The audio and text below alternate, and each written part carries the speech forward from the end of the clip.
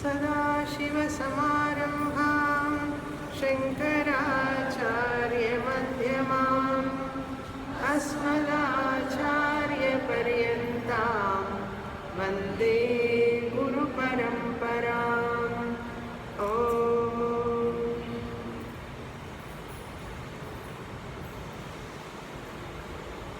క్రిందటి వారం 15వ అధ్యాయం పూర్తి చేశాం. దానికి సారాంశం చెప్తాను ఈరోజు.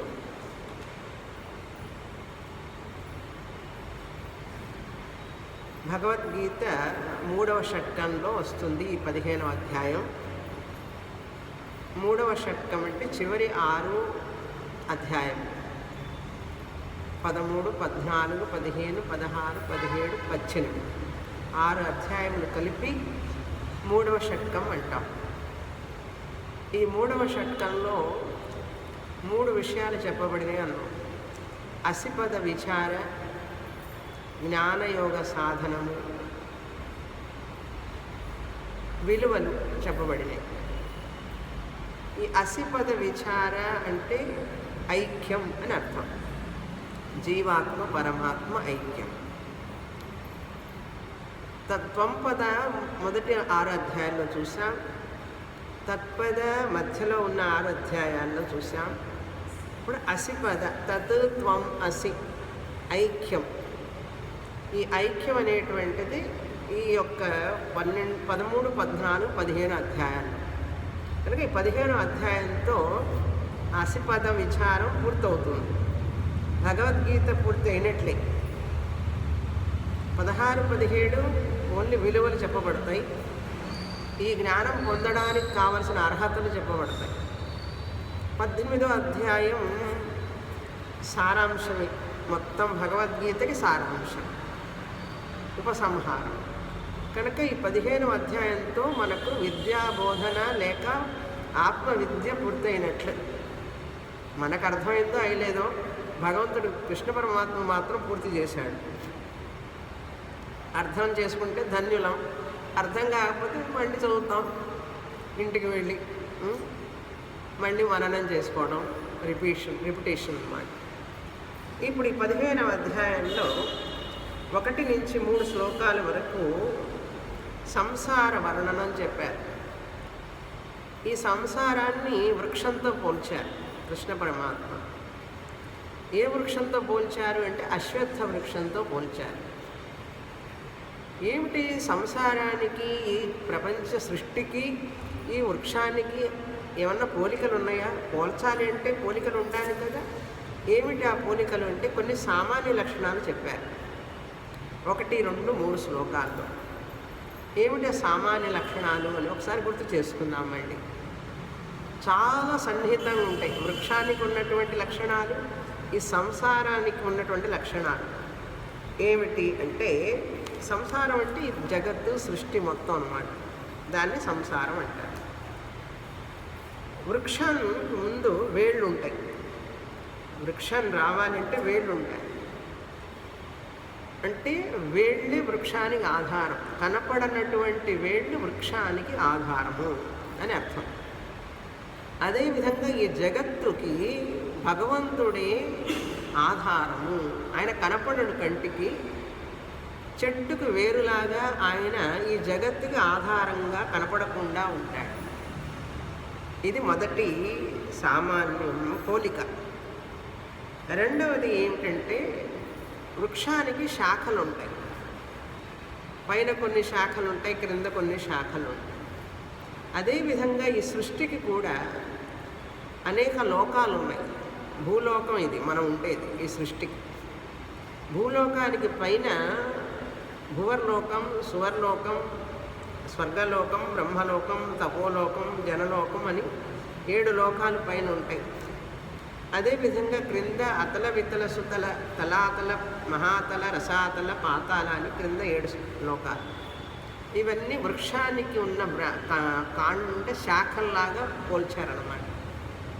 సంసారానికి లోకములనే శాఖలు ఉన్నాయి, వృక్షానికి శాఖలు ఉన్నాయి. ఇది రెండవ పోలిక. మూడవది ఏంటంటే,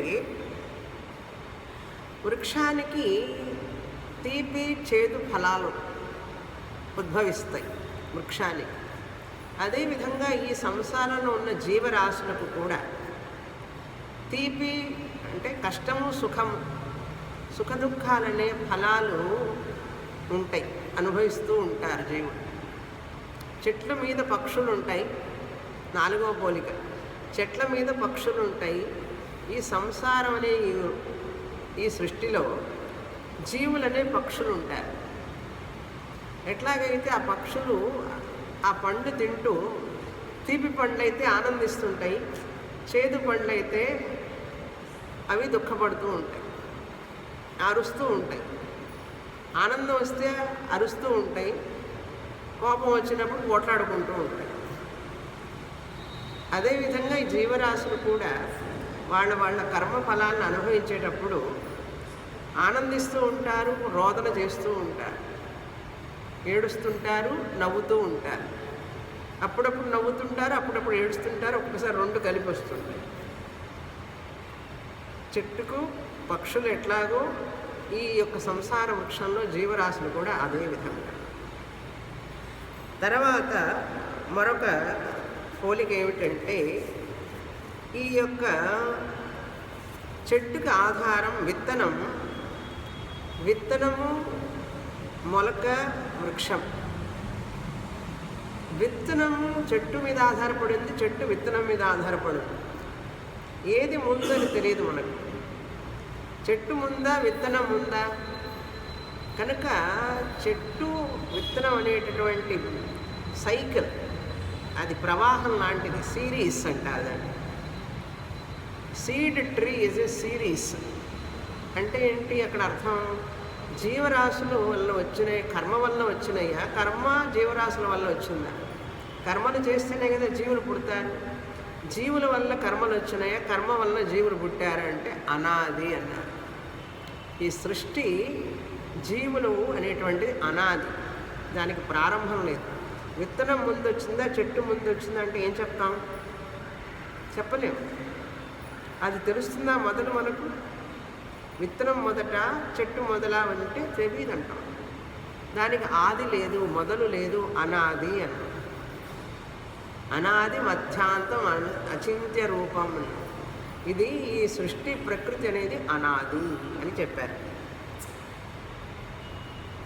కనుక కర్మ అనేటువంటి జీవులకి అనాదిగా వస్తూ ఉన్నది, ఇప్పుడు కొత్తగా వచ్చింది కాదు అని అర్థం.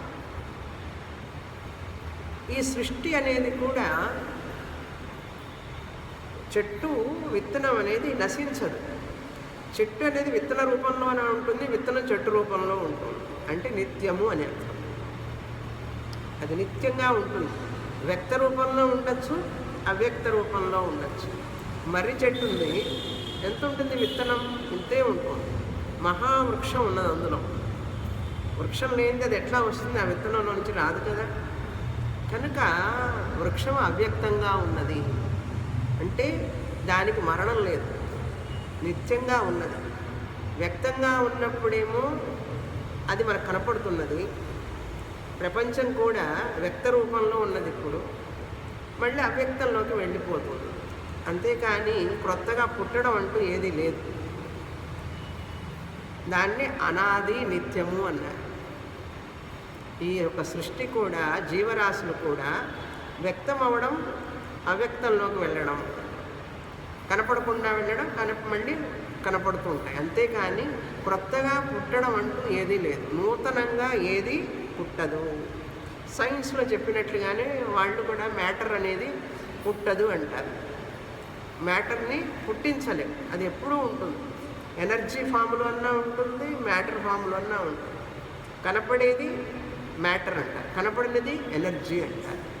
అదేవిధంగా మనం కూడా శాస్త్రంలో వ్యక్తమయ్యే ప్రపంచము మ్యాటర్, వ్యక్తం కానిది చైతన్యం, కాన్షియస్నెస్ అంటాం. ఇవి సామాన్యమైనటువంటి పోలికలు.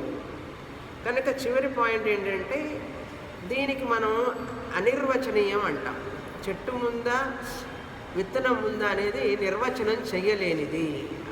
ఏది మొదలు అని నిర్వచనం చేయలేం కనుక అనిర్వచనీయం. అదేవిధంగా జీవరాశుల ముందు వచ్చినాయా, సృష్టి ముందు వచ్చిందా, సృష్టి వలన కర్మ వలన జీవరాశులు వచ్చాయా, జీవన వల్ల కర్మలు వచ్చినాయా అంటే అనిర్వచనీయం.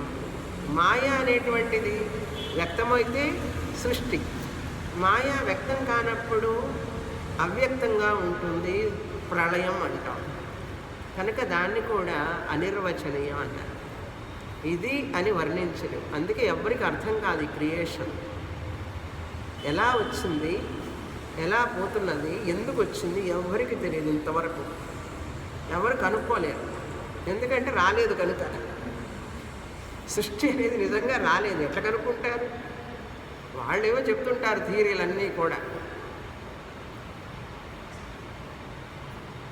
రకరకాల థియరీలు చెప్తుంటారు కదా. అవన్నీ ఇంగ్లీష్లో ఉంటాయి, మనకు అవసరం లేదు. ఆ థియరీలన్నీ కూడా ఒక థియరీ ఇది కాకపోవచ్చు, అది కావచ్చు, ఇది కావచ్చునే చెప్తారు, కానీ పర్టికులర్గా ఏ థియరీని వాళ్ళు ఎస్టాబ్లిష్ చేయలేకపోతున్నారు. కనుక మనకేంటి ఇప్పుడు ఈ సృష్టి అనేది భగవంతుడు చేశాడు అని మనం శాస్త్రం చెప్తుంది. మొదట ఈ భగవంతుడు ఎవరు ఏమిటంటే కృష్ణ పరమాత్మ చెప్తున్నారు. నేను చెప్తాను, నేనెవరినో నాకే తెలుస్తుంది, మీకు తెలీదు, నేనే చెప్తానని చెప్పి మొదలు పెడుతున్నారు టీచింగ్ అనమాట. 3వ అధ్యాయంలోనే చెప్తారు. 3వ అధ్యాయం 3వ శ్లోకం నుంచే మొదలు పెడతారు.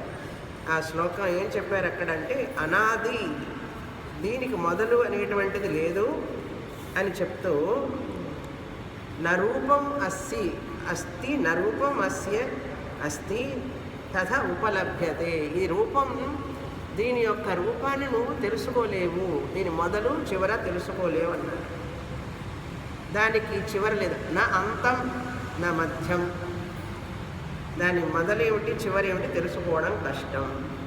అయితే దీని నుంచి ఎట్లా బయటపడేది అని అంటే దానికి ఒక మార్గం ఉంది అని చెప్పి 2వ లైన్లో చెప్తారు. అశ్వత్థమేనం సువిరూఢమూలం అసంగశస్త్రేణ దృఢేన చిత్వా. ఇక్కడతో ఒక టాపిక్ అయిపోయింది, సంసార వర్ణనం అయిపోయింది. 3వ శ్లోకం 2వ లైన్ నుంచి 4 సాధనలు చెప్తారు. ఈ యొక్క సృష్టి ఏమిటి, ఈ జీవరాశులు ఎలా పుట్టినాయి, ఎక్కడి నుంచి వచ్చినాయి, ఎక్కడికి వెళుతున్నాయి, అసలు నీకు తెలుసుకోవాలని ఉందా? నిజంగా తెలుసుకోవాలని ఉంటే చెప్తానంట. ఏం చెప్తారు? 3వ శ్లోకం 2వ లైన్ నుంచి మొదలుపెట్టి 2వ టాపిక్ వైరాగ్యం గురించి చెప్పారు. 3వ శ్లోకం 2వ లైన్లో మొదటి సాధన. 3 నుంచి 6 శ్లోకాల వరకు, 3, 4, 5, 6 ఈ శ్లోకాల్లో 4 సాధనలు చెప్తున్నారు. మొదటిది వైరాగ్యం, 2 విచారం, ఆత్మవిచారం, 3 శరణాగతి, 4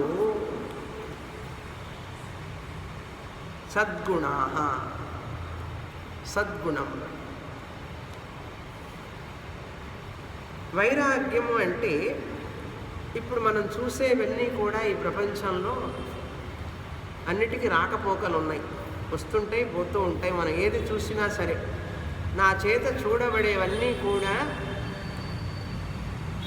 కొన్ని నాకు ఇష్టం, కొన్ని నాకు ఇష్టం ఉండదు. నాకు ఇష్టమైనవి దూరం అయితే బాధ, నాకు ఇష్టం కానీ దగ్గరికి వస్తే బాధ. 2 బాధలండి. నాకు ఇష్టమైనవి దూరమైనా బాధ, నాకు ఇష్టం కానిది నా దగ్గరికి వచ్చినా బాధ. తర్వాత నాకు ఇష్టమైనది దొరకకపోయినా బాధ, నాకు ఇష్టమైనది దూరం పోయినా కూడా బాధ. నాకు ఇష్టమైనది దగ్గరికి రాకపోయినా బాధ, దూరమైనా కూడా బాధ. 2 రకాల బాధలు, 2 రకాల ఇష్టాలు. ఇష్టం కానిది, ఇష్టమైనది. ఇవన్నీ దేనికి వస్తాయి అంటే వాటి తత్వం అది. ఆ దగ్గరికి రావడం, దూరం అవ్వడం అనేటువంటిది దాని నేచర్. ఏమిటంటే ఏ వస్తువైనా సరే దానికి రాకపోకలు ఉంటాయి అని అర్థం. అటువంటి ఆలోచన మనసులో రావాలి. మనం చూసే ప్రతిదీ కూడా రాకపోకలు కలిగినటువంటిది అని అర్థం. అది ఇక్కడ వైరాగ్యము అంటే అసంగత్వం. అసంగత్వం అంటే దీని మీద, ఈ నశించే ప్రపంచం మీద ఎందుకు నీకు సంగం పెంచుకుంటాము? అభిమానం. అభిమానం లేకుండా వైరాగ్యం అనే శస్త్రంతో దీన్ని ఛేదించు అన్నాడు. ఏమిటి సంసారంలో ఉన్నది? జననం, వృద్ధాప్యం, వ్యాధి, మరణం. శరీరానికి లక్షణాలు. మానసిక దుఃఖం, ఆధ్యాత్మిక, అది దైవిక, అది భౌతిక తాపాలు. కనుక మనిషికి దుఃఖం లేకుండా ఉండాలి అంటే వైరాగ్యమే అభయం అన్నారు. రాగంలో భయం ఉంటుంది, వైరాగ్యంలో అభయం ఉంటుంది అన్నారు. రాగం ఉన్నంతసేపు అంటే శరీర అభిమానం, మనకున్న వస్తువుల మీద అభిమానం, వీటి మీద మనకు పిల్లి మీద అభిమానం, కుక్క పిల్ల మీద అభిమానం, అన్నిటి మీద పెరుగుతాయి అభిమానాలు. కాసేపు ఉపయోగిస్తేనే అభిమానం పెరిగిపోతుంది. అట్లా అభిమానం పెరిగినప్పుడు ఏమవుతుందంటే మనిషికి దుఃఖం వస్తుంది. రాగం పెరిగినప్పుడు దుఃఖం వస్తుంది. కనుక అనురాగాన్ని తీసేసి వైరాగ్యాన్ని పెంచుకోవాలి. ఎందుకంటే అనురాగం వద్దు అంటే, అనురాగం ఉన్న చోట మళ్ళీ దుఃఖం ఉంటుంది. దానికి రెడీగా ఉన్నామంటే సరే అనురాగాల్లోనే ఉండంటారు. చిన్నప్పుడు సినిమాలు పేర్లు ఉండేవి, అనురాగం అని పేరు. ఇప్పుడు అట్లాంటి పేర్లు సినిమాలు రావండి. ఇప్పుడు పేర్లే భయంకరంగా ఉంటాయి.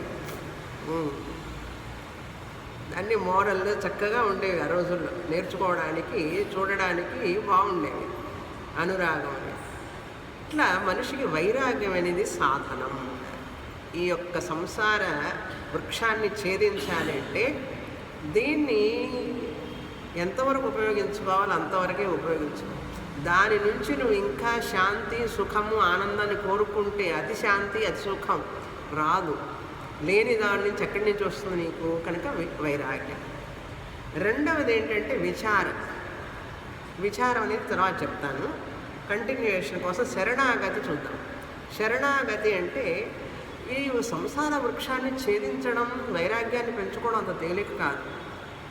భగవంతుడి కృప కావాలి. భగవంతుడే నాకు శక్తినివ్వాలి. భగవంతుడిని ప్రార్థించాలి. ఈ శాంతి, సుఖము, సంతోషాన్ని పొందాలంటే నేనేం చేయాలి? నాకు మానసిక శక్తినివ్వు అని భగవంతుడిని ప్రార్థించి శరణాగతులం కావాలి. అలా కానప్పుడు ఏమవుతుందంటే భగవంతుడు మనకు రక్షించలేడు. ఎందుకంటే మనం భగవంతుడి శరణాగతులం కానప్పుడు ఆయన ఎలా ఇస్తాడు శాంతి, సుఖం? కనుక భగవంతుడిని శరణు వేడినప్పుడు మనకు మానసికమైన దార్ఢ్యత, శక్తి అన్నీ లభిస్తాయి. ఈ యొక్క వృద్ధాప్యం నుంచి బయటపడాలన్నా భయం నుంచి, వ్యాధి భయం నుంచి బయటపడాలన్నా, మరణ భయం నుంచి బయటపడాలన్నా కూడా అవి ఎప్పుడు వస్తాయో తెలియదండి. ఒక్కొక్క మనిషికి ఒక్కొక్క రూపంలో ఒక్కొక్క టైంలో వస్తాయండి. అది వచ్చినప్పుడే తెలుస్తుంది. ఏదైనా మోకాళ్ళు ఎప్పుడు వస్తాయి కదా, మోకాళ్ళు విలువ తెలుస్తుంది. కళ్ళు పనిచేసినంతసేపు కంటి విలువ తెలియదు, జాయింట్స్ పనిచేసినంతసేపు జాయింట్ విలువ తెలియదు. అవి పని చేయనప్పుడు తెలుస్తుంది వాటి విలువ. అదేవిధంగా ఈ వ్యాధి, మరణం, దుఃఖం, ముసలితనం అనేవి వచ్చినంత వరకు చాలామందికి తెలియదు. కొంతమందికి అవి రాకముందే తెలుసుకుంటారు వివేకవంతం. మీలాంటి వాళ్ళు చాలామంది తెలుసుకోరు. ఎందుకు తెలుసుకోవాలి, ఎట్లా తెలుసుకోవాలి అంటే, ఎందుకు తెలుసుకోవాలి అంటే లోకాన్ని చూసి తెలుసుకో. అందరూ ఏ విధంగా బాధపడుతున్నారు, ఎందుకు బాధపడుతున్నారు, బాధపడకుండా ఉండడానికి మార్గం ఏమిటని ఆలోచిస్తే దానికి మార్గం ఏర్పడుతుంది. ఆ మార్గాన్ని తెలుసుకోవడం కోసం నీకు శక్తి కావాలి. ఆ శక్తి ఎవరిస్తారు? భగవంతుడు ఇస్తాడు. కనుక భగవంతుడిని శరణు వేడు. భగవంతుడిని తలుచుకో. నాకు సత్యమైనదేదో దాన్ని పొందడానికి సహకరించు. సత్యమైన దాన్ని తెలుసుకోంటేనే మనిషికి శాంతి, సుఖము లభిస్తాయి. అది శరణాగతి. తర్వాత సద్గుణాహ, సద్గుణాలను పెంచుకో. అమానిత్వం, అదంభిత్వం, అహింస, క్షాంతిరార్జవం, ఆచార్యోపాసనం, శౌచం, స్థైర్యం, ఆత్మ వినిగ్రహ అని చెప్పి కృష్ణ పరమాత్మ 13వ అధ్యాయంలో చెప్పారు. అట్లాంటి విలువలన్నీ కూడా ఇక్కడ పెంచుకోమని, సద్గుణాలు పెంచుకోవాలి మనిషి. లేకపోతే దుర్గుణాలతో ఉంటే ఒంటికి అనారోగ్యం, మనసుకు అనారోగ్యం. సద్గుణాలు ఉంటే దైవీ సంపత్తు చెప్పబోతున్నారు. ఆ సద్గుణాలు అంటే ఏమిటని అక్కడ చెప్తారు నెక్స్ట్ చాప్టర్లో. 13లో చెప్పాను, మీరు మర్చిపోయి ఉంటారని నాకు తెలుసు, 16వ అధ్యాయంలో మళ్ళీ చెప్తాను అని చెప్పి సద్గుణాలు దైవీ సంపత్తిగా చెప్పబోతున్నారు. కనుక ఈ సద్గుణాలు ఉండడం వలన మనిషికి ఒంటికి ఆరోగ్యం, మనసుకి ఆరోగ్యం. సద్గుణాలు అనేవి ఏమిటి అంటే దైవీ సంపత్తి, అమానిత్వం, అదంభిత్వం, కోపం లేకుండా ఉండడం, ఈర్ష, అసూయ, ద్వేషం లేకుండా ఉండడం, అవన్నీ ఉంటే మానసిక అనారోగ్యం అన్నమాట మనిషి. భయం కూడా ఒక అనారోగ్యమే, మానసికమైన అనారోగ్యమే. భయం వలన శారీరకమైన అనారోగ్యం వస్తుందా లేదా? అందుకని బయాప్సీ అని పేరు దానికి. బయాప్సీకి పంపించినప్పుడు భయపడతారు, ఏమొస్తుందో రిపోర్ట్, ఇంకా రానే లేదు రిపోర్ట్. అన్ని రోగాలను ఊహించుకుంటాడు మనిషి. బయాప్సీ టెస్ట్ వచ్చే వరకు, రిజల్ట్ వచ్చే వరకు భయంగా ఉంటుంటాడు. అందుకని దానికి బయాప్సీ అని పేరు పెట్టారేమో. కనుక మనిషికి భయం అనేది అన్ని వేళలా వెంటాడుతూ ఉంటుంది. భయం ఎవరికి వస్తుందంటే సత్యాన్ని ఎదుర్కోలేనప్పుడే భయం వస్తుంది. ఈ జగత్తులో సత్యం, దాని నియతి ఒకటి ఉన్నది, దాన్ని ఒప్పుకోదు మనస్సు. తనకిష్టమైనట్టుగా ఉండాలి ప్రతిదని కోరుకుంటుంది. అలా నాన్ యాక్సెప్టెన్స్ అంటారు దాన్ని. Non acceptance, rejecting that facts. ఏవైతే సత్యాలు ఉంటాయో వాటిని నిరాకరించడం, తాను ఊహించిన దాన్ని పొందాలని కోరుకోవడం, వస్తున్న దాన్ని అంగీకరించకపోవడం, ఇటువంటివన్నీ జరుగుతుంటే ఘర్షణ అంటారు దాన్ని. మనిషిలో ఘర్షణ పడుతూ ఉంటాడు. ఈ ఘర్షణలన్నిటికీ కారణం ఒక్కటే, అజ్ఞానం.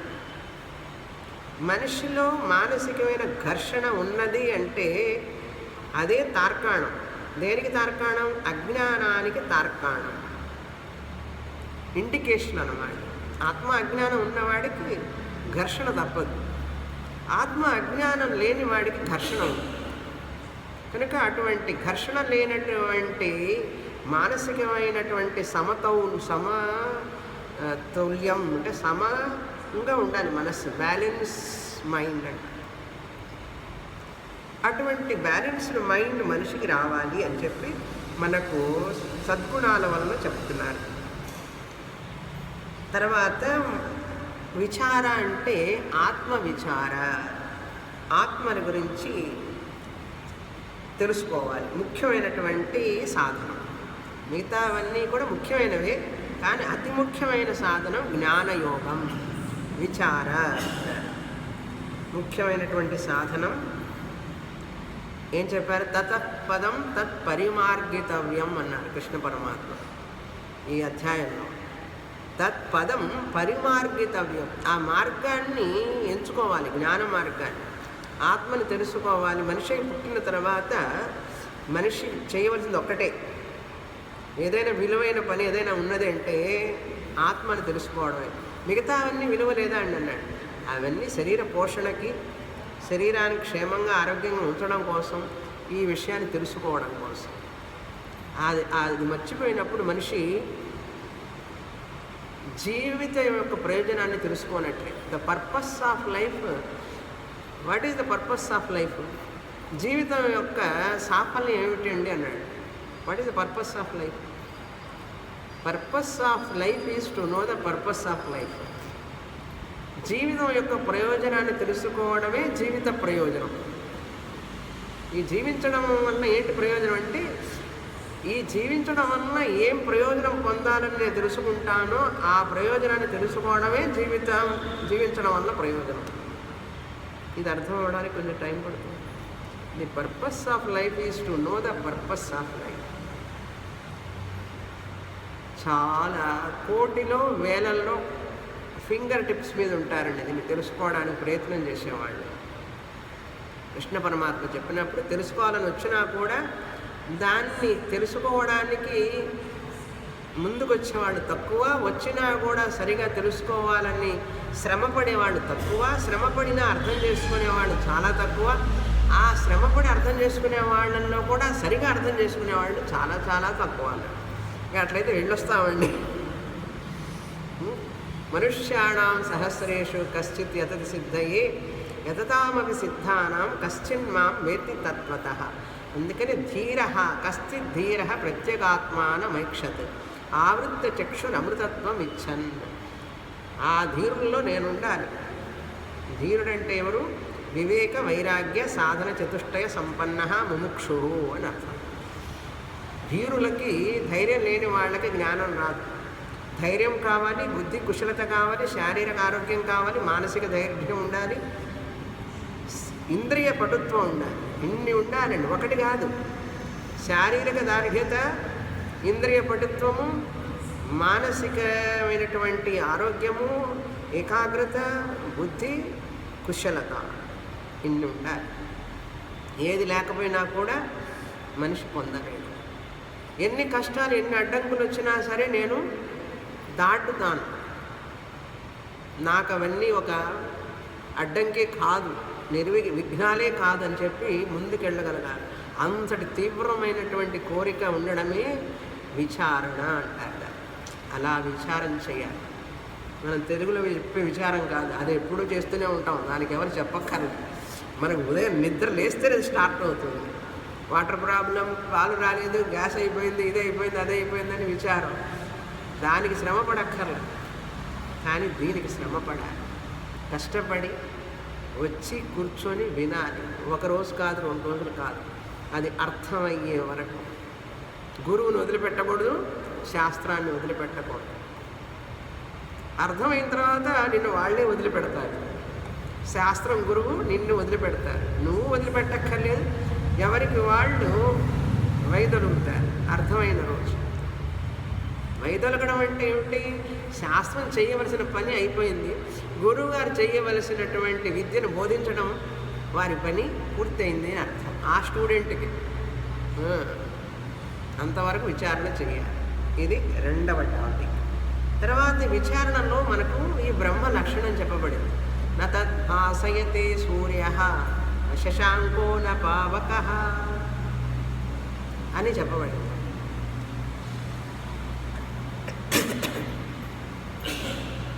అది చెప్పేటప్పుడు ఏం నిత్య సర్వగత చైతన్యం అని చెప్పబడింది.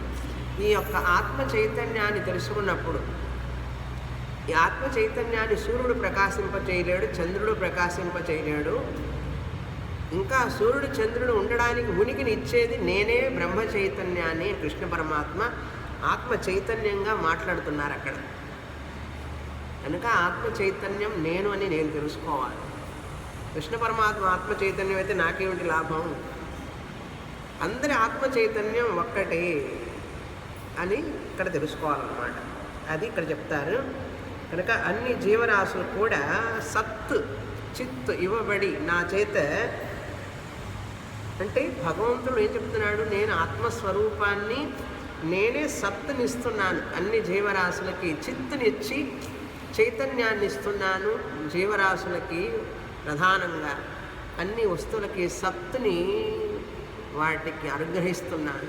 నేను ఇస్తేనే పుష్పం ఉన్నది, మైక్ ఉన్నది, ఫ్యాన్ ఉన్నది, ఉన్నది అనేదే కదా ఆయన రూపం. రూపం లేని రూపం ఇప్పుడే కదా చదివాం. అజన్నిర్వికల్పం నిరాకారమేకం నిరానందమానందమద్వైత పూర్ణం. ఎవరి గురించో తెలుసా? అది గణేష ప్రార్థన పరమాత్మ అంటాం. నా గురించి ఎవరు చెప్పరు, చూసారా? 15వ అధ్యాయానికి వచ్చినా కూడా చెప్పడానికి ధైర్యం రాలే. కనుక వినడం వేరు, క్లెయిమింగ్ వేరు. వినాలి ఫస్ట్. ముందు విని ఒక రోజుకి ఆ అజం నిజం భర్త లేనటువంటి, జన్మ లేనటువంటి నేనే ఆత్మని. నిర్వికల్పం, వికల్పాలు లేవు. నిరాకారం, నాకు ఆకారం లేదు. అది మీరు చదివారు, గట్టిగా పట్టుకున్నాను నేను ఇప్పుడు దాన్ని. ఈరోజు చదివారు కదా గణేష స్తుతి. గణేశుడిని ఆత్మస్వరూపంగా భావించే ప్రార్థన అది. కనుక స్తోత్రమాలంటే ఏదో టేక్ ఇట్ గ్రాంటెడ్ కాదు. ప్రతి శ్లోకంలో కూడా సగుణ నిర్గుణ లక్షణాలు ఉంటాయి. అది ఏది, దాంట్లో ఏమిటి సగుణం ఏమిటి నిర్గుణం అని రాస్తే మీరు పాస్ అయినట్లే వేదాంతం క్లాస్. ఏది నిర్గుణ లక్షణం, ఏది సగుణ లక్షణం అని మీరు రాయగలిగితే స్తోత్రమాలలో ఉన్న ప్రతి స్తోత్రంలో యు ఆర్ పాస్డ్ అని అర్థం. ఆ రోజు మీరు పాస్ అయినట్టు వేదాంతంలో. ప్రతి స్తోత్రంలో సగుణ నిర్గుణాలు పేర్లు ఉంటాయి చూడండి. భగవంతుడిని సగుణంగా చెప్పి నిర్గుణంగా చెప్తారు. గణేశ స్తుతి పూర్తిగా సగుణం, నిర్గుణం. దాదాపు నిరాకారం ఏకం నిరానందం ఆనందం అద్వైతపూర్వం. సరే, ఇలాంటి లక్షణాలన్నీ చెప్పినప్పుడు ఆ చిద్రూపము నేనే సద్రూపము నేనే అని చెప్పి బ్రహ్మలక్షణం చెప్తారు. ఇంతటితో రెండవ టాపిక్ అయిపోయింది. 7 నుంచి 11 వరకు మూడవ టాపిక్ ఏమిటి అంటే, ఈ పరమాత్ముడే కృష్ణుడు చెప్తున్నాడు, నేనే పరబ్రహ్మాన్ని జీవుల రూపంలో కనిపిస్తున్నాను అన్నాడు. నేను ఈ జీవులకి ప్రతిబింబాన్ని చిదాభాసంగా ఏర్పడి జీవాత్మగా నేనే మనసుని శరీరాన్ని పనిచేయిస్తున్నాను అన్నాడు. అది ఇక్కడ మనకు 7 నుంచి 11వ శ్లోకం వరకు ఆయన నేనే చేస్తున్నాను అంటే ఏమిటి? చలనం కలిగిన జీవరాశులకి నేనే ఎరుకనిస్తున్నాను, చలనం లేనటువంటి పదార్థాలన్నిటికీ కూడా నేనే ఉనికినిస్తున్నాను. అది ఎట్లా అండి? ఎలా నమ్మాలి అంటే, నువ్వు కలలో ఏం చేస్తున్నావు? చైతన్యమైన జీవుడు ఏం చేస్తున్నాడు? కలలో చైతన్యమైనటువంటి చేతనం కలిగిన జీవరాశుల్ని సృష్టిస్తున్నాడు తన మనస్సు ద్వారా. మనుషుల్ని చూస్తున్నావు కదా, జీవరాశుల్ని చూస్తున్నావు కదా. ఎక్కడ? కలలో. ప్రాణం లేనటువంటి, చైతన్యం లేనటువంటి పర్వతాలు, నదులను కూడా చూస్తున్నావు కదా. అంటే ఎవరు సృష్టించారని? మెలకుతో ఉన్నటువంటి పురుషుడినైన నేను నిద్రలోకి వెళ్ళగానే నేనే స్వప్నంలో కొన్ని చేతన పదార్థాల జీవులను, అందులోనే పాములు, ఏనుగులు, ఒంటెలు ఇవన్నీ చూస్తాం కదా. మనుషుల్ని కూడా చూస్తాం కదా. రెండు నువ్వే సృష్టిస్తున్నావు. చేతనమైన వాటిని నువ్వే సృష్టిస్తున్నావు, అచేతనమైన వాటిని నువ్వే సృష్టిస్తున్నావు నిద్రలో. నువ్వు సృష్టించినప్పుడు భగవంతుడు సృష్టించలేడా? ఆయన కూడా అంటే చైతన్యమైన ఆత్మ జీవుడి రాశి అంటే చేతనమైన జీవరాశులుగా, అచేతనమైన పదార్థాలుగా వ్యక్తమవుతూ ఉంటుంది.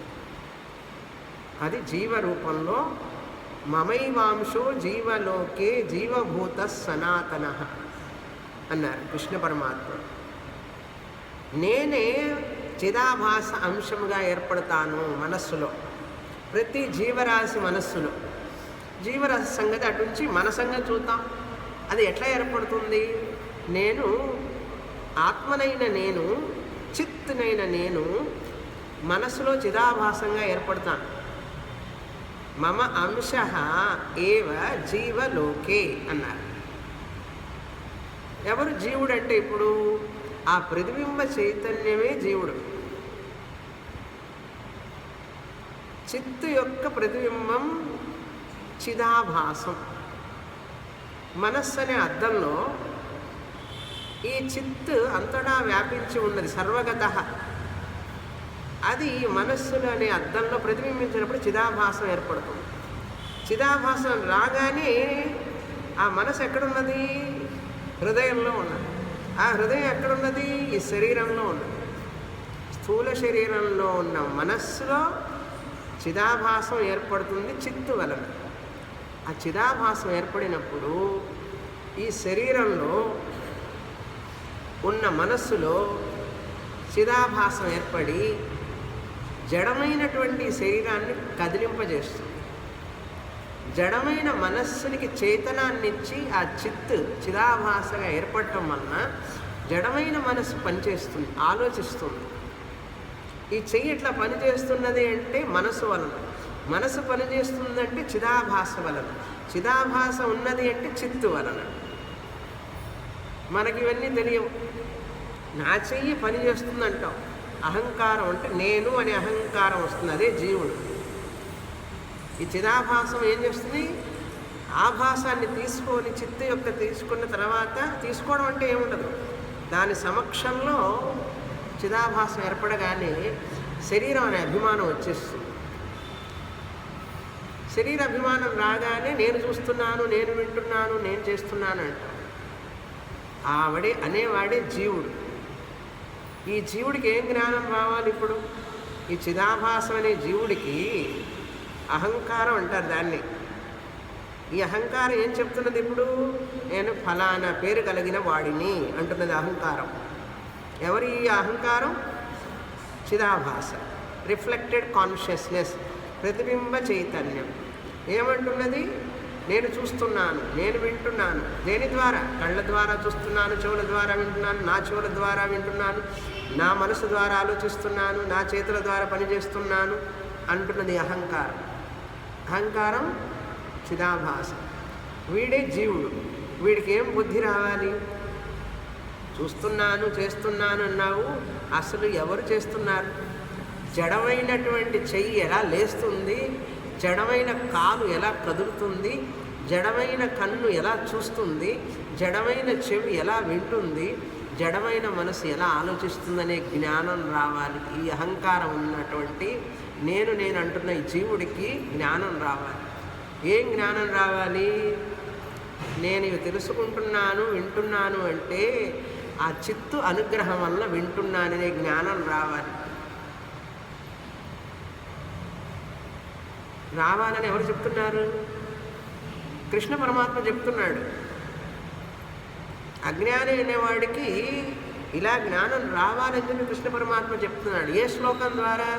మమైవాంశో జీవలోకే జీవభూత సనాతనః మనస్సష్టానీంద్రియాణి ప్రకృతిస్థాని కర్షతి శరీరం యదవాప్నోతి యచ్చాప్యుత్క్రామతీశ్వరః గృహీత్వైతాని సంయాతి వాయుర్గంధాని వాశయాత్ శ్రోత్రం చక్షుస్పర్శనం చ.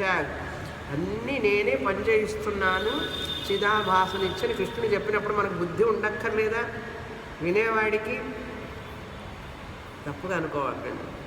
వినేవాళ్ళకి ఏం ఆలోచన బుద్ధి ఉండక్కర్లేదంటే ఏమిటి? గ్రహించేటటువంటి శక్తి ఉండని అవసరం లేదా అని అడుగుతున్నాను. కృష్ణ పరమాత్మ అడుగుతున్నాడు మనల్ని. అవును, జడమైన శరీరం ఎలా పనిచేస్తుంది, జడమైన మనసు ఎట్లా పనిచేస్తున్నది, అసలు అది జడమని నీకు తెలియదు కదా. ముందు జడమని అయినదని తెలుసుకో.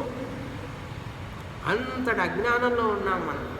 జడమైనది ఏమండి, ఈ మైక్ పనిచేస్తుందంటే ఎలక్ట్రిసిటీ వల్ల పనిచేస్తుందని తెలియకపోతే అజ్ఞానమా కాదా?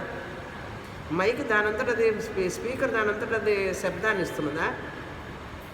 మైక్ దానంతట అది పనిచేస్తున్నదా? ఏం జ్ఞానం కావాలి? Common sense. మీరే చెప్పండి, మీరే చెప్పాలి, నేను చెప్పను.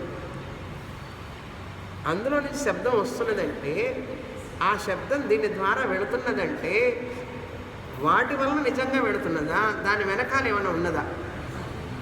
ఏమిటండి అది? మళ్ళీ చెప్పండి. ఎలక్ట్రిసిటీ. ఇది తెలియదు అనుకోండి ఎవరికైనా. ఒకవేళ ఆహా స్పీకర్లో నుంచి ఏ శబ్దం వస్తున్నది అని అనుకున్నాడు అనుకోండి, ఆ వ్యక్తిని ఎట్లా చూస్తారు మీరు? అజ్ఞానాన్ని చూస్తారు. మూర్ఖుడు అంటారు. అంటారా అనరా?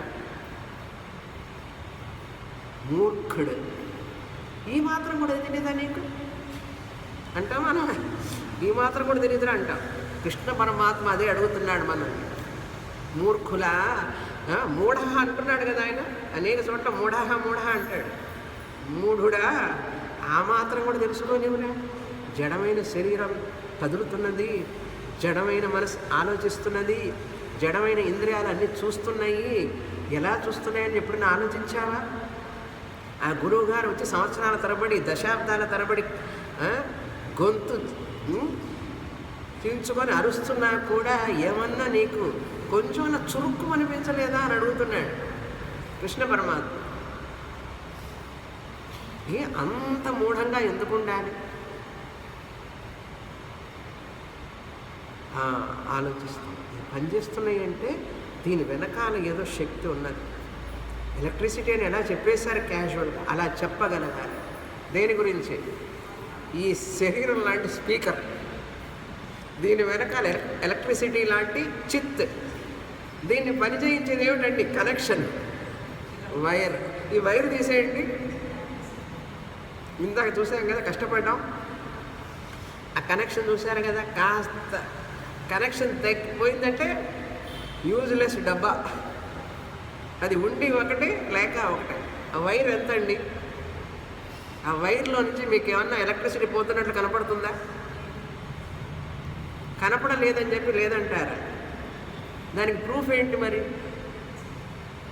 శబ్దం అందులో ఉన్నది కనపడదు. చిత్తు కూడా కనపడదు. ఎలక్ట్రిసిటీ లాంటి చిత్తు కనపడదు.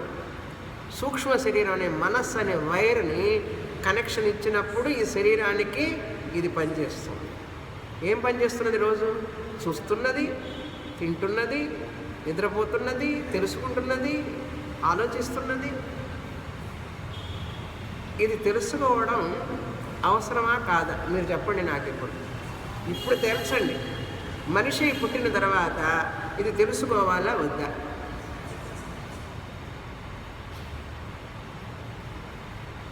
ఇది తెలుసుకోవడం ఎంత అవసరం? అవసరమా? చాలా అవసరమా? నా కోసం చెప్తున్నారా? దీన్ని తెలుసుకోవడానికి ప్రయత్నించకపోతే ఆ వ్యక్తి ఎంత మూర్ఖుడు అనాలి. కృష్ణ పరమాత్మ మూఢుడు అంటుంటాడు.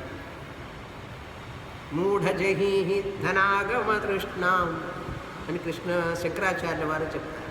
ఎవరైతే ఈ జ్ఞానాన్ని పొందడానికి ప్రయత్నించాడో వాడు ఎన్ని చదువులు చదివినా, ఎక్కడ ఉన్నా, ఏం చేసినా మూఢుడే. 3 సార్లు ముచ్చటగా చెప్పేశాం.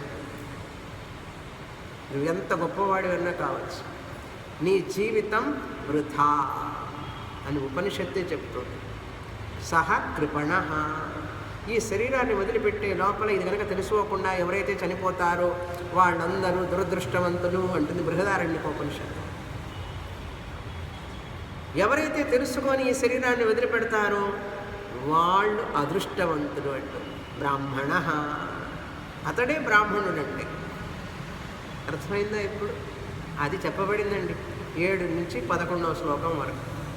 జీవరాశులన్నిటిలో కూడా నేనే చిదాభాసగా ఉండి ఆ శరీరాలని, మనస్సులని పరిచయిస్తున్నాను. అవి మాయా, మిథ్య, అవి ఏమీ చెయ్యలేవు నన్ను. ఈ డబ్బా ఏమైనా చేస్తుందా ఎలక్ట్రిసిటీని? ఈ మైక్ ఏమైనా చేయగలదా ఎలక్ట్రిసిటీని? అవి తాకగలవా అసలు? అందులో ఉన్నప్పటికీ కూడా ఎలక్ట్రిసిటీని అవేమీ చేయలేవు. అదేవిధంగా ఈ మనస్సు, ఇంద్రియాలు, శరీరము, ఈ వృద్ధాప్యము, ఈ మరణం, ఇవన్నీ శరీర ధర్మాలే కానీ వ్యావహారికం. ఇవి మాయాతత్వం. నశిస్తుంటాయి. ఎలక్ట్రిసిటీ నశిస్తుందా? ఇవి నశిస్తూ ఉంటాయి. చూశారు కదా, వైర్లు యూజ్లెస్, పనికి రాకుండా పోతుంటాయి. మైక్లు పనికి రాకుండా పోతాయి, వైర్లు పనికి రాకుండా పోతాయి, డబ్బా పనికి రాకుండా, స్పీకర్ డబ్బా పనికి రాకుండా పోతుంది. కానీ ఎలక్ట్రిసిటీ పనికి రాకుండా పోతుందని ఎప్పుడైనా చెప్పగలరా? ఎంత చక్కని ఉదాహరణ మన ముందు కనపడుతుంది. దాన్ని ఇక్కడ అప్లై చేయండి. ఆత్మ ఎలక్ట్రిసిటీ లాంటి ఆత్మకి మరణం లేదు, నాశనం లేదు. దాన్ని ఎవ్వరు ఏమీ చెయ్యలేరు. అది నా స్వరూపం. అట్లాంటి దాన్ని వదిలిపెట్టుకొని నా స్వరూపం వలన ఇది పనిచేస్తుందని చెప్పవలసింది పోయి నేను ఈ శరీరం అనుకోవడం అంతకంటే దురదృష్టకరమైనది మరొకటి లేదు. అంతేకాదు, నేను ఈ జగత్తంతా కూడా ఉన్నాను సత్తుగా అన్నాడు. తర్వాత 12 నుంచి 15వ శ్లోకం వరకు బ్రహ్మమే ఈ జగత్తుగా కనపడుతున్నాడు సద్రూపంగా. చేతన అచేతన వస్తువుల్లో, చేతన జీవరాశుల్లోనూ నేనే ఉన్నాను. చిదాభాసాన్ని ఇచ్చి అచేతనమైనటువంటి వస్తువుల్లో సదాభాసాన్ని ఇస్తున్నాను. సదాభాసం అంటే సత్తు యొక్క ఆభాసం. ఇది శుద్ధ చైతన్యం, శుద్ధ సత్, సత్యం. వీటిలోకి వచ్చేటప్పటికి అది విశేష చైతన్యం, విశేష సత్. కనుక ఉన్నది అనేది సామాన్యం. శుద్ధ చైతన్యం జీవరాశుల్లో ఉన్నది. ఈ జీవరాశి ఇక్కడ ఉంటేనే అది ఉన్నదని తెలుస్తున్నది మనకు. కనుక అచేతన వస్తువుల్లో నేను సత్తునిచ్చాను. ఈ జగత్తంతా కూడా అచేతనమైన వస్తువుల్లో, భోగ్య ప్రపంచంలో సత్తునిచ్చి, ఇవ్వడం అంటే ఏమిటి? కింద తీసుకో అంటుంటాడు. సూర్యప్రకాశాన్ని తీస్తున్నాడా? ఆయన సమక్షంలో అన్నీ ప్రకాశిస్తున్నాయి. సత్ అనేది అంతటా వ్యాపించి ఉన్న దాంట్లో ఈ నామరూపాలు ఉత్పత్తి అయ్యి ఆ ఉనికిని గ్రహిస్తున్నాయి. ఉనికిని గ్రహించి ఆ ఉనికి ఉన్నటువంటి జీవరాశి ఆ ఉనికిని గ్రహిస్తున్నాడు. చైతన్యం ఉన్నటువంటి ఇక్కడ ఉంది చైతన్యం, కానీ వ్యక్తం కావడం లేదు. ఇక్కడ స్పెషల్ మ్యాటర్ మనస్సు, సూక్ష్మ శరీరం. దీనికి సూక్ష్మ శరీరం ఉన్నది, కానీ ఆ మనస్సుకి ఆ సామర్థ్యం లేదు, ప్రతిబింబించే సామర్థ్యం లేదు. అన్ని అద్దాలు ప్రతిబింబించవు, కొన్ని అద్దాలే ప్రతిబింబిస్తాయి. అట్లాగే ఇక్కడ కూడా ఈ జగత్తులో ముఖ్యంగా 3 విధాలుగా నేను వ్యక్తమవుతున్నాను అన్నాడు. ఏ విధంగా అంటే సూర్యుడిగా, చంద్రకాంతిగా, సూర్యకాంతిగా, అగ్నికాంతిగా వెలుగుతున్నాను అన్నాడు. అహం వైశ్వానరో భూత్వా ప్రాణినాం దేహమాశ్రితః. అగ్నిలో కూడా బాహ్య అగ్ని, ఆంతరాగ్ని అన్నాడు. సూర్యుడిలో ఉన్న సూర్యకాంతిని నేనే, చంద్రుడిలో ఉన్న చంద్రకాంతిని నేనే అన్నాడు. అగ్నిలో ఉన్నటువంటి ప్రకాశాన్ని నేనే అన్నాడు. అగ్ని బాహ్య అగ్నిగా నేనే ఉన్నాను, వైశ్వానర అగ్ని జాఠరాగ్నిగా నేనే ఉండి ఆ ఆహారాన్ని జీర్ణం చేసుకుంటున్నాను అన్నాడు. అగ్ని తత్వంగా నేనే ఉన్నాడు. అగ్ని ఉన్నది, సూర్యుడు ఉన్నాడు, చంద్రుడు ఉన్నాడు. సూర్యుడు ఎట్లా ఉన్నాడు? ప్రకాశంగా ఉన్నాడు. చంద్రుడు ప్రకాశంగా ఉన్నాడు. అగ్ని ప్రకాశంగా ఉన్నాడు. ఆ ఉన్నది ఎవరండి? ఆత్మ చైతన్యం. ఆ ఉన్నది నేనే.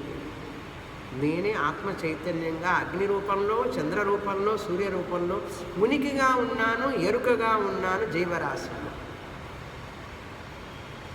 జన్మల పుణ్యం ఉంటే తప్ప ఈ జ్ఞానం రాదు.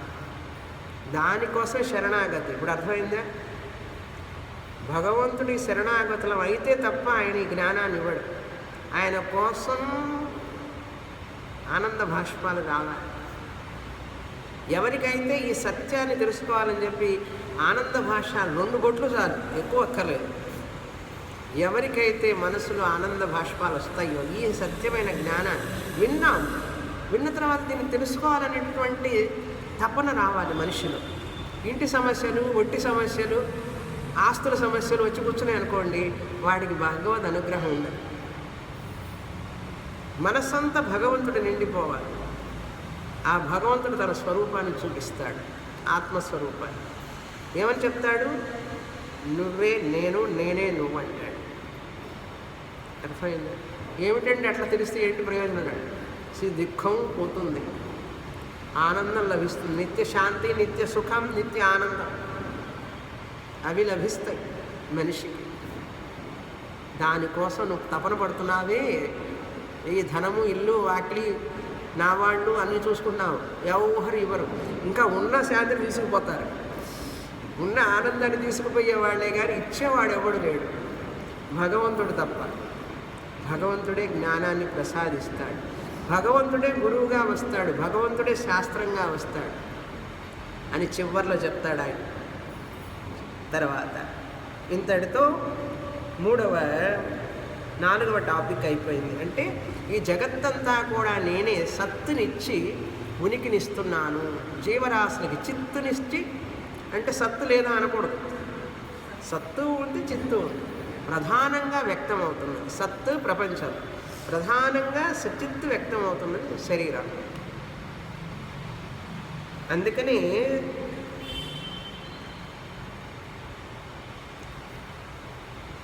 వేదైచ్చ సర్వైరహమేవ వేద్యః వేదాంతకృద్వేద విదేవ చాహం ద్వావిమౌ పురుషౌ లోకే. తర్వాత వస్తుంది టాపిక్. నేనే తెలుసుకోదగిన వాడిని ప్రపంచంలో, తెలుసుకునేవాడిని నేనే. దేని ద్వారా తెలుసుకుంటావు? ఆ వేదాన్ని ఇచ్చింది నేనే అన్నాడు. వేదకృత్ నేనే, వేదవిత్ నేనే, వేదాన్ని బోధించేవాడిని నేనే అన్నాడు. ఎవరు? కృష్ణ చైతన్యం, ఆత్మ. ఆత్మ చైతన్యమే కృష్ణ రూపంలో ఉండి పలుకుతున్నది. భగవంతుడు ఇచ్చాడు వేదాలు. కృష్ణ పరమాత్మ అంటే కృష్ణ పరమాత్మ ద్వాపర యుగంలో వచ్చాడు. ద్వాపర యుగానికి ముందు ఏ యుగం ఉన్నది? త్రేతాయుగంలో. అంటే అప్పుడు వేదాలు ఉన్నాయా లేదా? రాముడు రావడానికి ముందు సృష్టి ఆరంభంలోనే భగవంతుడు ఇచ్చాడు వేదాలు. ఏమిచ్చాడు వేదాల్లో? కర్మయోగాన్ని ఇచ్చాడు, ఉపాసన యోగాన్ని ఇచ్చాడు, జ్ఞానయోగాన్ని పొందడం కోసం, జ్ఞానయోగం ద్వారా ఆయన్ని తెలుసుకోవడం కోసం వేదాలను ఇచ్చాడు. వేదాలను ఇచ్చింది నేనే, తెలుసుకునే జీవుడిని నేనే, చిదాభాసంగా జీవుడి రూపంలో ఉన్నాను, జగత్తులో నేనే ఉన్నాను, నేనే పరమాత్మగా, తెలుసుకునేవాడిని నేనే, తెలుసుకోబడేవాడిని నేనే, శాస్త్రాన్ని నేనే అన్నాడు. అందుకని ఆయన తప్ప వేరే ఏది లేదు. ఈ కనపడేదంతా కూడా మిథ్యా, మాయా, నామరూపం, వ్యావహారికం. సత్యం కాదు. నీ కళ లాంటిది. నువ్వు కళలో ఎన్నో చూసావు. సత్యమా? ఒకటి సత్యమా? పోనీ 100 విషయాలు చూసావు, ఒకటి సత్యమో చెప్పండి? అన్నీ మిథ్య. అదేవిధంగానే చూసే నామరూపాలన్నీ కూడా మిథ్య అని తెలియాలి. అది మాంసం, శరీరం, రక్తం, మాంసం, ఎముకలతో నిండినటువంటి పంచభూతాల కలయిక. ఈ సత్యాన్ని తెలుసుకున్నాం. ఎంత పట్టు చీర కట్టుకున్నా పైకి, ఎంత మేకప్ చేసుకున్నా, ఎంత పోషించినా దీని తత్వాన్ని నువ్వు మార్చలేవు. కానీ దీన్ని నిలుపుతున్నటువంటి తత్వాన్ని, నిత్యమైన సత్యాన్ని తెలుసుకోకపోతే జీవితం దుర్భరం అవుతుంది. తెలుసుకుంటే పరమానందం. అది విషయం. తర్వాత 16-18 శ్లోకాల్లో ద్వావిమౌ పురుషౌ లోకే క్షరశ్చాక్షర ఏవచ అని చెప్తున్నారు. 7వ అధ్యాయంలో అపరా ప్రకృతి చెప్పారు, పరాప్రకృతి చెప్పారు. మర్చిపోయినా కూడా ఎప్పుడో చదివి. తీవ్రమైనటువంటి శ్రద్ధ కావాలండి శాస్త్రం మీద. అక్కడ అపరా ప్రకృతిని ఏదైతే చెప్పారో 7వ అధ్యాయంలో, ఇక్కడ క్షరపురుష, అక్షర పురుష అన్నారు. వ్యక్తమయ్యే అపరా ప్రకృతికి క్షరపురుష అని పేరు, కనపడినటువంటి అపరా ప్రకృతికి అక్షర పురుష అని పేరు. క్షర, అక్షర, కార్య, కారణం అన్నారు. ఈ రెండిటికి విలక్షణమైనటువంటిది ఉత్తమ పురుష, తురీయ ఆత్మ, పరాప్రకృతి. అక్కడ చెప్పబడిన పరాప్రకృతి, ఇక్కడ ఉత్తమ పురుష. కార్యము కాదు, కారణము కాదు, క్షరము కాదు, అక్షరము కాదు, వ్యక్తమయ్యేటటువంటి మాయా ప్రకృతి కాదు, వ్యక్తం కానిటువంటి మాయా ప్రకృతి కాదు, వ్యక్తమయ్యే జగత్తు కాదు, వ్యక్తం కానటువంటి మాయా ప్రకృతి కాదు. ఇవి వ్యావహారికం. ఆత్మని, ఉత్తమ పురుషుణ్ణి అంటావు. తురీయ ఆత్మ, ఉత్తమ పురుష. తిప్పి చదవండి. పురుషోత్తమ, అది టైటిల్. ఎవరా పురుషోత్తమ? తురీయ ఆత్మ చైతన్యం నేను ఎవరిని కాను? శరీరాన్ని కాను. మనోబుద్ధి అహంకార చిత్తాని నాహం, నచ శ్రోత్ర జిహ్నే నచ ఘ్రాణ నేత్ర. రోజుకు 4 గంటలు కనీసం శాస్త్రానికి సమయం ఇవ్వాలి. 4 గంటలు మినిమం. చింతనే చేస్తావో, నోట్సే చదువుతావో, సీడీఏ వింటావో, నిధిధ్యాసనమే చేస్తావో, ఏమన్నా చెయ్యి, కానీ మహావాక్యంలో జీవించాలి. గురువు వాక్యాలు రింగ్ రింగ్ అంటూ ఉండాలి, చెవుల్లో మారు మ్రోగుతూ ఉండాలి. ఇప్పుడు శాస్త్రమాత నాతోనే ఉండాలి. ఎవరితో ఉన్నావు నువ్వు? ఎవరు నీ వెంట ఉన్నారంటే, నా వెంట ఎప్పుడు ఒకళ్ళు ఉంటారండి. భగవంతుడిచ్చిన శాస్త్రం. ఏ శాస్త్రాన్ని అయితే నేను గురువు ద్వారా విన్నానో ఆ శాస్త్రం నాతో ఎప్పుడూ ఉంటుంది. క్లాసులో గంటసేపు ఉంటారు గురువు గారు, వెళ్ళిపోతారు. నీతో పాటు ఎప్పుడు ఉండేది ఏమిటి? నువ్వు విన్నటువంటి శాస్త్రం. మర్చిపోకూడదు. అందుకు ఇచ్చాడు భగవంతుడి శరీరం. ఇలా తెలుసుకోకపోతే మనస్సు యొక్క జీవితం దుఃఖమయం, తెలుసుకున్న వాడికి సుఖమయం. దీంతో పురుషోత్తమ అంటే ఏమిటి చెప్పేశారు. 16-18 శ్లోకాలు. చివరి 2 శ్లోకాల్లో ఈ పురుషోత్తమ జ్ఞానం వల్ల ప్రయోజనం స్తుతి చేస్తున్నారు కృష్ణ పరమాత్మ. యోమామేవ సమ్మూఢ జానాతి పురుషోత్తమం సర్వవిద్ భజతి మాం సర్వభావేన భారత. ఎవరైతే ఈ పురుషోత్తముని తెలుసుకుంటాడో, సర్వభావేన, అన్ని విధాలుగా, అంతటా నేనే ఉన్నానని తెలుసుకుంటాడో పరమ సత్యాన్ని, అతడు నన్ను పొందుతాడు. సర్వభావేన భారత. సర్వవిద్భవతి, అన్నీ తెలుసుకున్న వాడితో సమానమవుతాడు. మిగతా వాడిని ఎన్ని తెలుసుకున్నా, నోబెల్ ప్రైజ్ వచ్చినా, ఎన్ని సర్టిఫికేట్లు వచ్చినా వృధా. ఆ విషయం తెలియాలి మనకు, అసలు దీని వాల్యూ తెలియాలి మనిషికి. ఏమండి, వాల్యూ తెలిసినప్పుడే కదా దాన్ని భద్రంగా పెట్టుకుంటాం. చిన్నపిల్లవాడికి 500 రూపాయలు నోట్ ఇస్తే ఏం చేస్తాడు? నోట్లో పెట్టుకుంటాడు, చించి పారేస్తాడు, నలుపుతాడు. దాన్ని మీకు ఇస్తే జాగ్రత్తగా పురుషులు పెట్టుకుంటారు. ఎందుకని? దాని విలువ తెలుసు కనుక. అవునా? అదేవిధంగా శాస్త్రం విలువ తెలిసిన వాడు దాన్ని తల మీద పెట్టుకుంటాడు, తల లోపల పెట్టుకుంటాడు, హృదయానికి ఎక్కించుకుంటాడు. దాని విలువ తెలియని వాడికి ఆ పుస్తకాలు, ఆ శాస్త్రం, వాటి విలువ తెలియదు. కనుక విలువ తెలుసుకోవాలి. అందుకే ఆయన స్తుతి చేస్తున్నాడు. ఆ స్తుతి అనేది ఫలశ్రుతి అంటారు దీన్ని. కనుక ఈ విధంగా పురుషోత్తమ ప్రాప్తి అన్నారు దాన్ని. చూసారు, ఈ జ్ఞానాన్ని నేను పొందాలి. పొంది అదొక వస్తువుగా తెలుసుకోకూడదు, నేనే అది అని తెలుసుకోవాలి. అటువంటి జ్ఞానాన్ని ఇచ్చారు కృష్ణ పరమాత్మ. కనుక ముఖ్యమైన సాధనం పురుషోత్తమ ప్రాప్తి కోసం విచారం అనేది ముఖ్యమైన సాధనం అని చెప్పారు. ప్రైమరీ సాధనం. దాన్ని ఇంగ్లీష్లో స్వామీజీ అంటున్నారు స్పిరిచువల్ ఎడ్యుకేషనల్ ప్రోగ్రామ్. విచార, జ్ఞాన మార్గం, పరిమార్గితవ్యం. వారానికి 2 క్లాసులు పాపం కూర్చుంటున్నారు 2 గంటలు కష్టపడి, వృధా పోదు. కనుక స్వామీజీ చెప్తుంటారు ఎప్పుడు, ఆత్మని నేను తెలుసుకున్నప్పుడు 5 క్యాప్సిల్స్ అని చెప్తుంటారు. దాన్ని ఇంగ్లీష్లో చెప్తారు, నేను తెలుగులో ట్రాన్స్లేట్ చెప్తాను. ఫస్ట్ ఇంగ్లీష్లో చెప్పేది ఏంటంటే, I am the nature of eternal all pervading consciousness named as Purushottama. నేను అంతటా వ్యాపించినటువంటి సర్వగత చైతన్యాన్ని, పురుషోత్తముడిని అని తెలుసుకోవాలి. నిత్య సర్వగత చైతన్య పురుషోత్తముడిని నేనే, నెంబర్ 1. నెంబర్ 2, నేనే ఈ పురుషోత్తముడు ఆత్మనైన నేనే ఈ శాంతికి, ఆనందానికి, అంటే మనకు శాంతిని, సెక్యూరిటీని ఇచ్చేది. దీనికి ఆధారము నేనే, పురుషోత్తముడిని. ఇది 2వ క్యాప్సూల్. క్యాప్సూల్ అంటే ఏమిటంటే చాలా పవర్ఫుల్ అనమాట, క్యాప్సూల్ మాత్రలాగా. 3వది ఏంటంటే, నా సమక్షంలో, బై మై మియర్ ప్రెజెన్స్, నా సమక్షంలోనే ఈ జీవరాశులన్నీ కూడా జీవింప చేయబడుతూ ఉంటాయి. అంటే నేను I'm the life giving principle అన్న. సత్తుని, చిత్తుని నేను ఇస్తాను.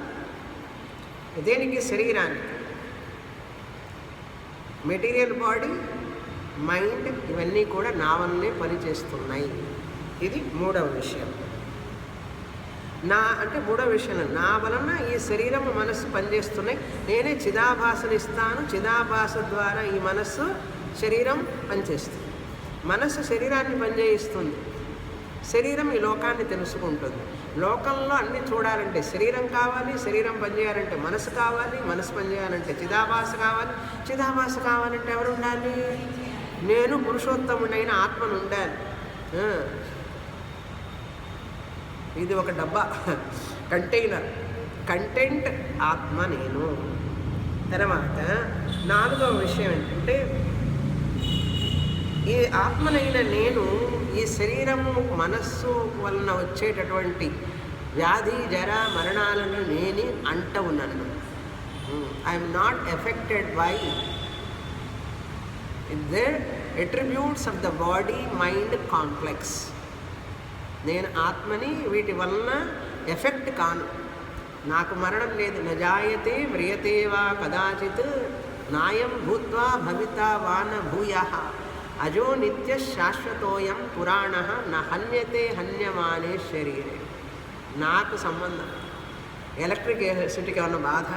వైర్ పనిచేయకపోయినా, డబ్బా పనిచేయకపోయినా, స్పీకర్ డబ్బా, ఎలక్ట్రిసిటీకి ఏమిటండి బాధ? వాటికి ఏం సంబంధం? ఆత్మనైనా నేనే అంతే. తర్వాత చివరిగా 5వ పాయింట్ ఏం చెప్పారు? ఎప్పుడైతే by forgetting my real nature I make my life miserable, ఎప్పుడైతే నేను ఈ పురుషోత్తమ ఆత్మస్వరూపాన్ని మర్చిపోతానో, అనాత్మ వైపు మొగ్గుతానో, అప్పుడు నా జీవితం దుర్భరం అవుతుంది. ఎప్పుడైతే నేను ఈ పురుషోత్తమ ఆత్మని జ్ఞాపకం పెట్టుకుంటూ ఉంటానో, ప్రతి క్షణం, ప్రతి అనుభవం, ప్రతి సమయంలో నా జీవితం సంతోషమయం, ఆనందమయం. ఆనందో బ్రహ్మేతి వ్యజానాత్, ఆనందమయం ఉంటుంది. కనుక ఇప్పుడు నా జీవితాన్ని ఆనందమయం చేసుకోవడం నా చేతుల్లోనే ఉంది, దుఃఖమయం చేసుకోవడము నా చేతుల్లోనే ఉంది. తెలుసుకుంటే పురుషోత్తముడి నేను అని ఆనందమయం, తెలుసుకోకపోతే దుఃఖమయం. అది అహం బ్రహ్మ అస్మి, తత్ త్వం అసి అని గురువు గారు చెప్పారు. నువ్వు ఆ బ్రహ్మమే. శిష్యుడు ఏం చెప్పాలి? అహం బ్రహ్మాస్మి. అది ప్యారెట్ లాగా లిప్ మూమెంట్ కాకుండా లోపలికి వెళ్ళి మనసులోకి పరమ సత్యం అని తెలుసుకోవాలి. నేను స్త్రీని అనేటటువంటి జ్ఞానం పరమ సత్యం అనేది తెలుస్తుందా లేదా మీకు? అది నేను స్త్రీని అని ఎంత పర్సెంట్ మీకు తెలుసు? 100%. నేను పురుషుడిని అని పురుషులకి ఎంతమందికి తెలుసు? 100%. అట్లా తెలియాలి ఇది కూడా. అలా తెలిసిన రోజు మీరు జీవన్ ముక్తులు అని అర్థం. జీవన్ ముక్త. భగవద్గీత పూర్తయింది, కానీ జీర్ణం చేసుకోవాలంటే 16, 17 అధ్యాయాలు కావాలి. ఇంకొకసారి నెమరు వేసుకుందామంటే 18వ అధ్యాయం. కనుక వచ్చే వారం 16 అధ్యాయంలో ప్రవేశిస్తాం. పూర్ణమద పూర్ణమిదం పూర్ణాత్ పూర్ణముదచ్యతే పూర్ణస్య పూర్ణమాదాయ పూర్ణమేవావశిష్యతే. ఓం శాంతి శాంతి శాంతి. హరి ఓం. శ్రీ గురుభ్యో నమః. హరి